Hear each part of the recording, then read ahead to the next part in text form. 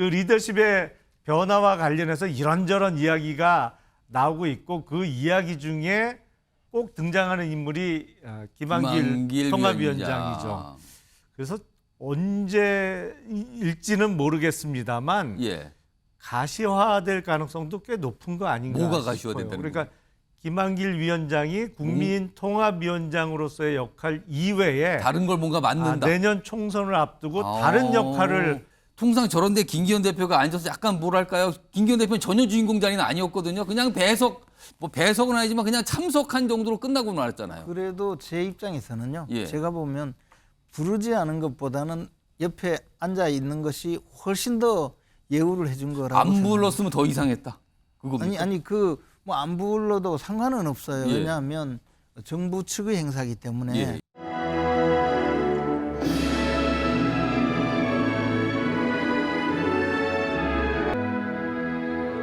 대통령님께서 인사 말씀을 하시고 우리 김한길 위원장님께서 하도 회의도 많이 하고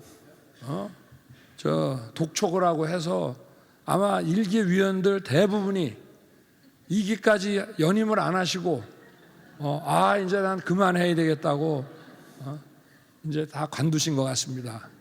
제가 보니까 뭐 회의도 엄청난 횟수를 하고 아마 우리나라에 있는 이 위원회 중에서 가장 열심히 일한 위원회가 아닌가 그래 생각을 하고 있습니다. 우리 모두 한번 우리 김한길 위원장님과 위원님들께 박수 한번.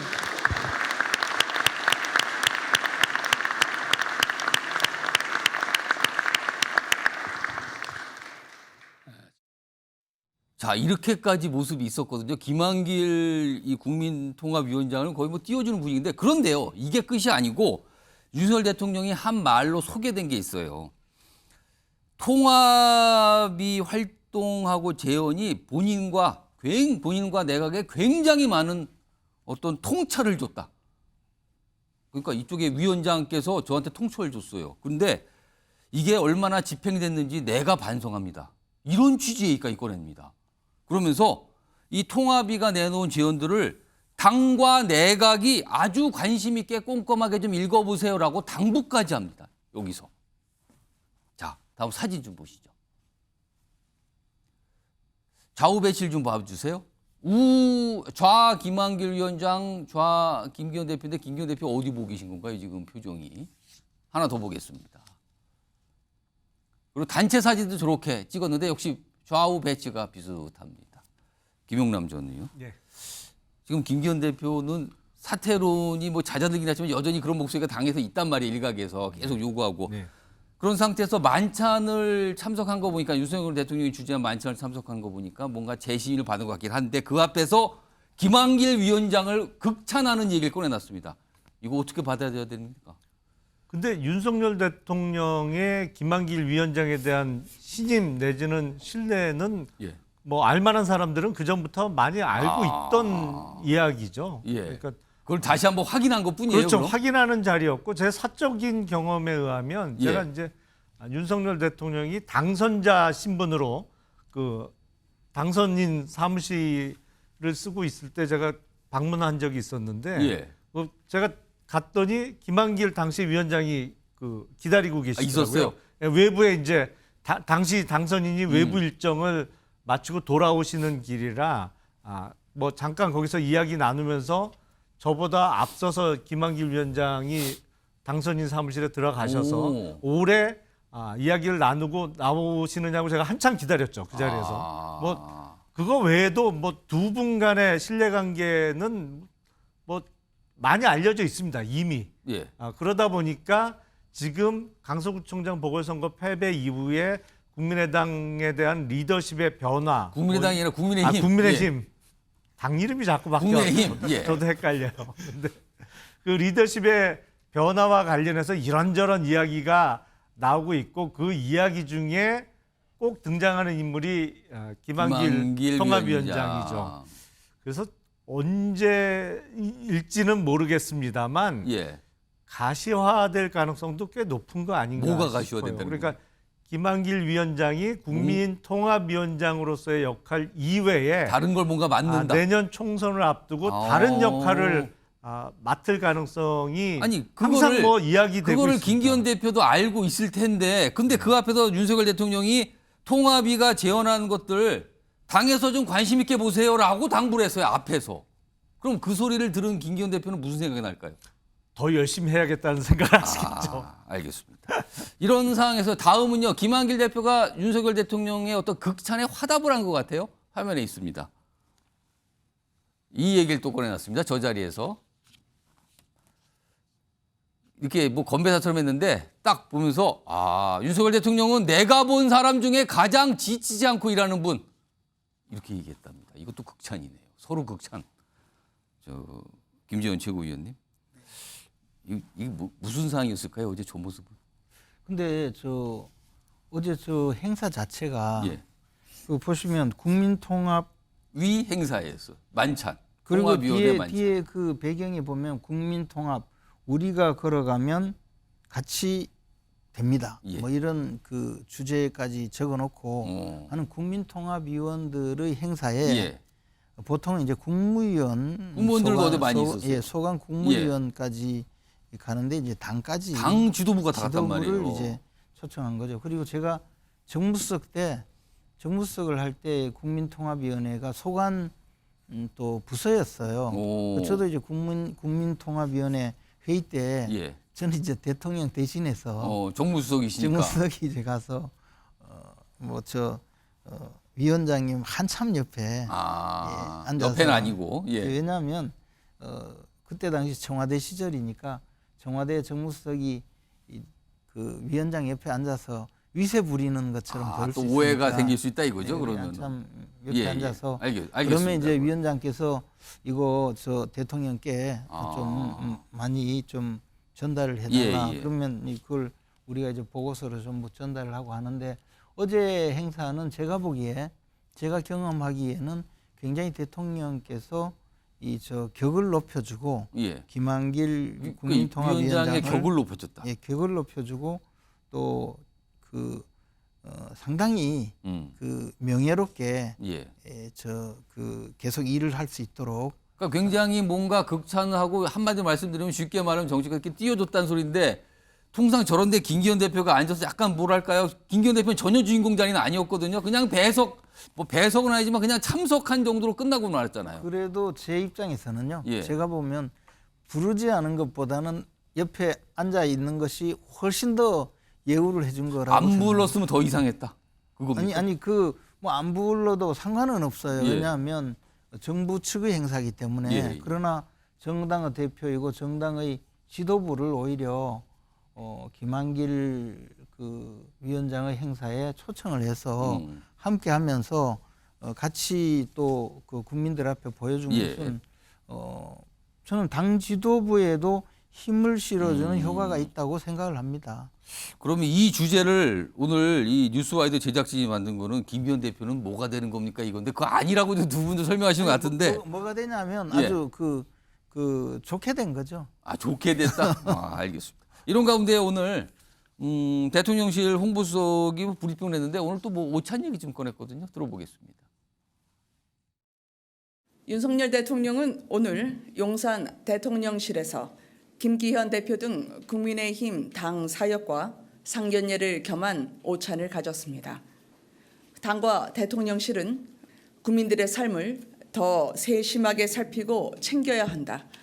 이를 위해서 당정 정책 소통을 더 긴밀히 해야 한다는 데 공감했습니다. 오늘 12시 10분부터 13시 40분까지 당 사역과 대통령과의 비공개 상견례를 겸한 오찬 회동이 있었습니다. 국민들의 삶을 더 세심하게 살피고 챙겨야겠다는 얘기들이 있었고요. 이를 위해서 당정 민생 관련 정책 소통을 더 긴밀히 해야 된다는데 당과 대통령실이 공감을 했습니다. 어제 이어서 오늘도 만난 건데요. 뭐 이런 모습입니다. 하여튼간 뭔가 소통 얘기를 강조하면서 뭐 만나는 자리 좀 자주 있는 모습인데 이런 가운데 국민의힘에서는 지금 혁신위원회를 만든다 그러죠. 그래서 뭐 혁신위원장, 위원을 좀 구하고 있다 이런 설명이 나왔는데 그 목소리 좀 들어보겠습니다. 신 위원장 인선이 조금 늦어지는 이유가 있을까요? 좀 마무리가 되면 말씀드릴 기회가 있을 겁니다. 용산 대통령실로부터도 좀 추천을 받고 계신지 당에서 주도적으로 하고 계신 건가요? 일단 위원장 인선부터 좀 논의를 했고요. 아직 구체적으로 어느 분이 유력하다 이런 말씀 드릴 단계는 아니고 주말까지 인선을 완료해서 월요일에 출범할 수 있도록 하는 것을 목표로. 월요일 출범이면 시간이 많지 않은데 지금 근데 추천을 받겠다고 얘기가 나온단 말이에요. 김재현 최고위원께 우선 혁신위원, 국민의힘의 혁신위원장으로 혹시 추천하실 만한 인물이 있다면 누구를 말씀하시겠어요? 과거에 뭐 혁신위원장 맡았던 분 중에 기억 남는 분은 홍준표 현 대구시장인데요. 예. 그때 뭐 혁신위가 제대로 굴러가지 않고 당내 시끄럽게만 하셨죠. 그리고 제가 봐도 지금 제가 아무리 생각해도 홍준표 대구시장을 위원장으로 하지는 않을 것 같은데 아무리 그런데요. 봐도요 지금. 그래서 또 그리고 돌아가신 박세일 전 교수가 한번 예. 그 비슷한 역할을 했어서 그때는 참 잘 운영을 그런데 했었고요. 그럼 지금 누구를 떠올리시는 지금 분 누구 같으면 있으세요? 전직 의원 중에는 저는 뭐 이주영 전 의원 같은 이주영 분이 전 좀 과거에 예, 예의도 예. 연구원장도 하시고 했기 때문에 당내에서 화합을 잘 해가면서 무리 없는 혁신을 할 수 있으리라고 생각하고요.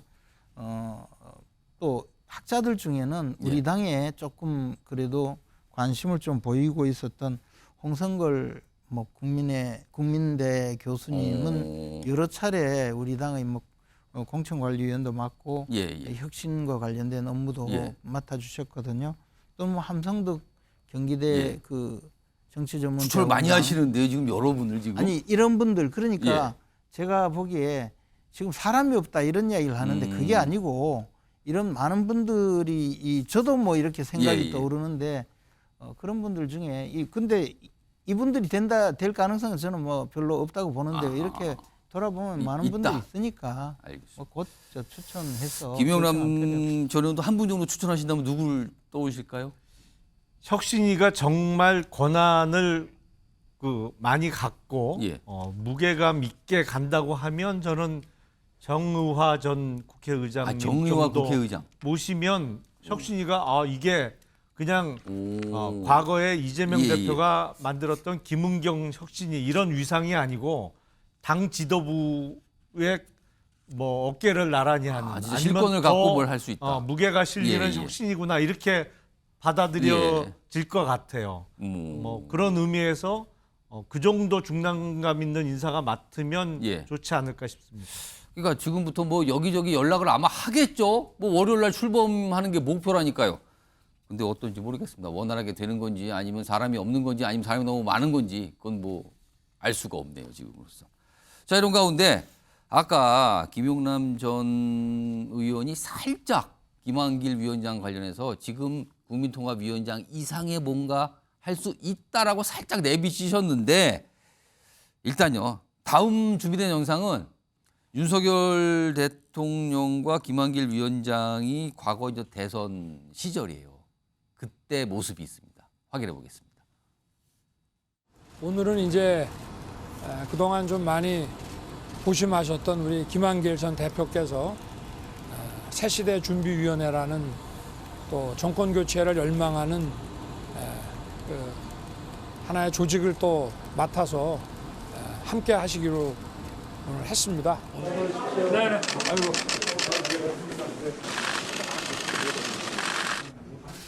외할머니가 더 잘해주시잖아요. 그러니까 뭐 외할머니 해주듯이.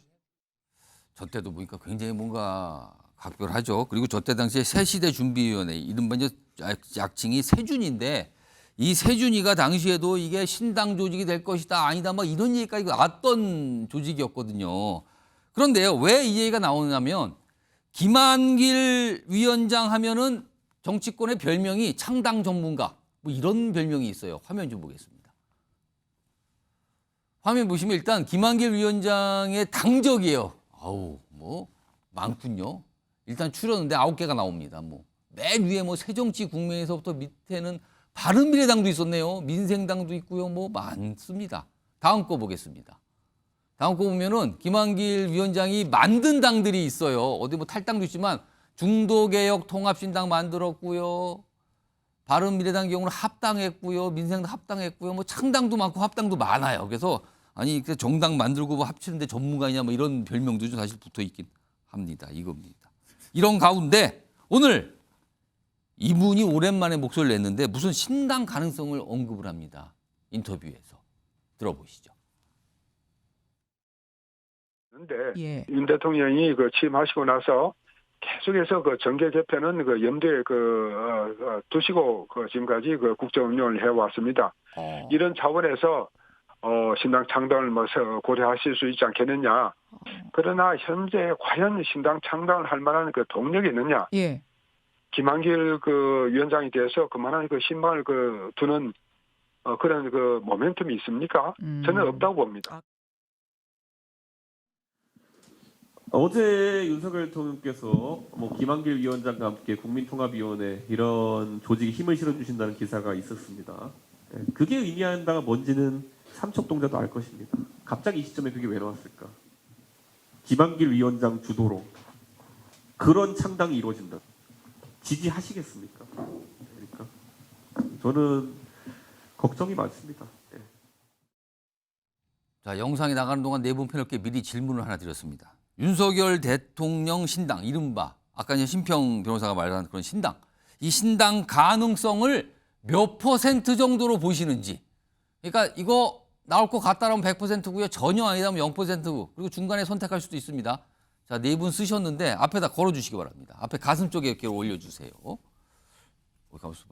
이쪽부터 보시면 2%, 5%, 여긴 0%, 50% 했는데 형태 따라 5%. 이거 복잡한 퍼센티지가 나오는데 일단 제가 시간이 많지 않으니까 한 1분씩만 드릴게요.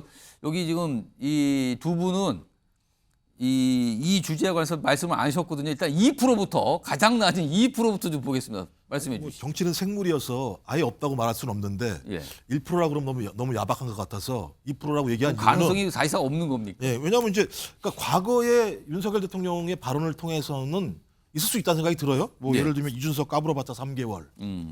이놈의 당을 바꿔버렸어야 되는 건데. 또는 제가요 민주당보다 국힘을 더 싫어해요. 이런 녹취록에 나온 내용들이 분명히 있기 때문에 그 당시 같은 경우는 정치 혐오를 느끼면서 새로운 정당을 만들어야겠다는 생각을 가졌다고 생각이 들어요. 근데 지금은 왜 만듭니까? 대통령이 마음대로 하면 당대표도 세울 수 있고 당대표를 살릴 수도 있고 임명직 다 바꿀 수도 있는 상황인데 이 당을 갖다가 왜 바꾸겠습니까? 그리고 과거에 예를 들면 성공한 사례가 열린 우리당 정도인데요. 열린 우리당은 어떻게 됐냐?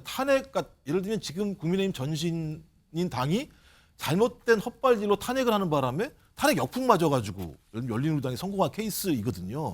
그다음에 보수가 분열하고 있고 그다음에 윤석열 대통령의 국정운영 부정층이 50% 공고화되는 상황에서 보수가 분열한다? 제가 볼 때는 거의 자멸의 수준으로 가는 거라고 생각이 들기 때문에 이러이러한 경우수를 따져본다고 하더라도 윤석열 대통령 발 신당, 김한길 기획의 신당이 만들어지는 건 오히려 제가 볼 때는 폭망의 길이다 이렇게 생각을 합니다. 2% 플러스 그거 이상합니다. 이런 거 곁들여 주셨고요.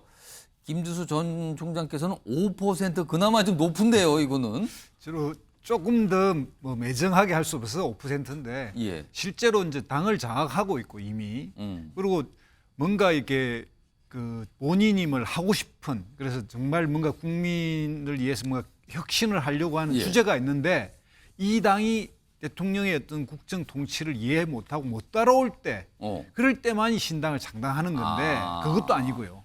선거를 앞두고 본인이 하고 싶은 본인이 임명하다시피 당대표를 뽑아놓은 상태에서 그 당 안에서 새로운 뭔가를 시작한다는 거는 어불성설이고 다만 김한길 지금 현재 국민통합위원장 이런 분들을 통해서 약간의 분위기를 조성해서 예를 들면 아주 작은 정당을 만들어서 이렇게 합류시킴으로 해서 국민의힘에 다시 당대당 통합을 시킴으로 해서 뭔가 좀 혁신한 듯한 이런 이미지를 줄 수는 있으나 새로운 형태의 친이 정당을 만들어서 이게 분리해 나간다 이런 건 거의 불가능하다 이렇게 생각이 듭니다. 2% 5% 거의 같은 거네요. 이번에 이따가 김재원 최고위원 마지막에 너무 낮아서 제가 마지막에 지금 질문 드릴 거고요. 김용남 전 의원은 일단 설명이 있어요. 예. 형태에 따라 요 앞에 카메라 대주시면 돼요. 형태에 따라 50%인데 5% 내려간다 이렇게 쓰셨어요. 그러니까 그 신당의 실질 내진 형태가 문제가 될 텐데요. 예.